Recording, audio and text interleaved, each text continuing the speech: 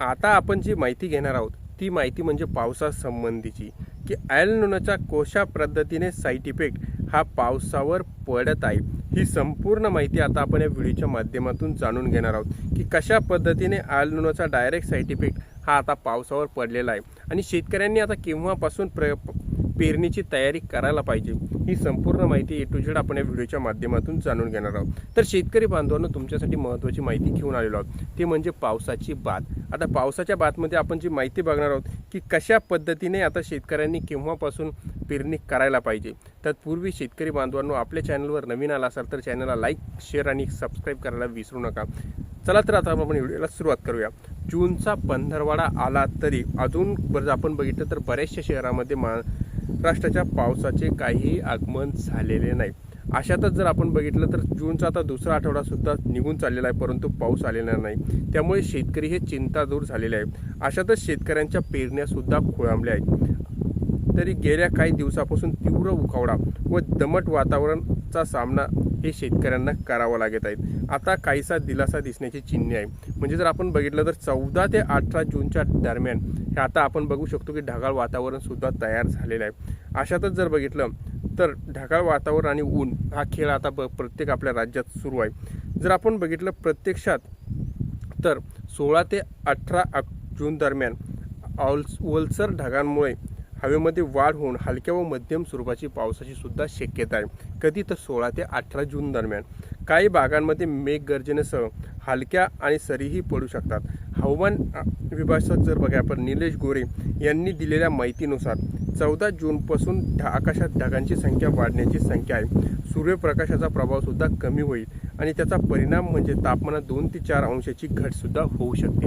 अशातच जर बघितलं आपण तर आता जर बघितलं तर वातावरणातील आर्द्रता अधिक असल्याने उकाड्याची भावनाही राहू शकतात।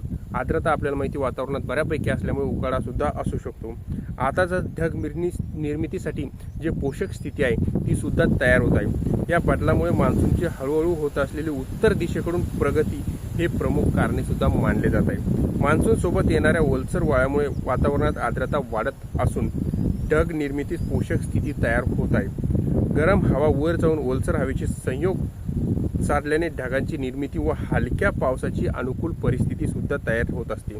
काही भागात जर आपण बघितलं तर कमी दाबाच्या क्षेत्राचा प्रभावही दिसू शकतो। त्यामुळे ढगाळ वातावरण पावसाची शक्यता वाढत आहे। मान्सूनच्या प्रगतीचा वेग कमी होण्याची महत्त्वाची कारणे जर आपण बघितलं तर मान्सून दक्षिण कोकणात दाखल झाला, मात्र महाराष्ट्रात किमान 15 जूनपर्यंतचा प्रवास एकंदरीत जोर व मान्सूनची प्रवासाची स्थिती कमी असल्याचे हवामानाच्या तज्ज्ञांच्या मते सांगण्यात आलेले आहे। त्यामुळे या कालावधीत राज्यात सर्वत्र समाधानकारक पावसाची शक्यता अत्यंत कमी आहे। अशातच जर बघितलं तर सध्याच्या हवामान अंदाजानुसार किमान 15 जूनपर्यंत विदर्भ, मराठवाडा, खानदेश व मध्य महाराष्ट्रात काही भागात दुपारनंतर ढग व विखुरल्या स्वरूपाचा मेघगर्जनेसह पाऊस पडू शकतो। कोणकोणत्या भागामध्ये बघू शकता तुम्ही, विदर्भ, मराठवाडा आणि खानदेश 15 जूनच्या नंतर पाऊस हा पडण्याची शक्यता असल्याची माहिती सुद्धा सांगण्यात आलेली आहे। तथापि हा पाऊस व्यापक क्षेत्रात पेरणीस पोषक ठरेल अशी ही माहिती त्यांनी दिलेली आहे। परंतु त्यामुळे 100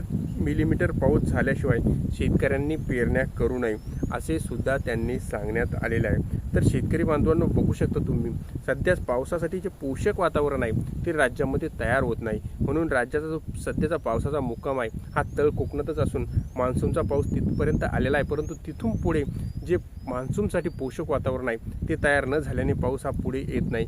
परंतु आता 2 ते 4 दिवसात म्हणजे 20 तारखेच्या नंतर की राज्यामध्ये बऱ्यापैकी पाऊस पडणार आहे। त्यामुळे बऱ्यापैकी पाऊस पडू तेपर्यंत आपण आपली पेरणी करू नये असे आव्हान सरकारकडून करण्यात आलेले आहे। आणि यासाठी ठिकठिकाणी सरकारकडून देण्यात आलेल्या तुम्ही नियमांचे पालन करावे आणि तेव्हाच पेरण्या करावे असे सुद्धा आवाहन करण्यात आलेले आहे। तर शेतकरी बांधवांनो, ही होती माहिती आवडल्यास चॅनलला लाईक, शेअर आणि सबस्क्राईब करायला विसरू नका। धन्यवाद।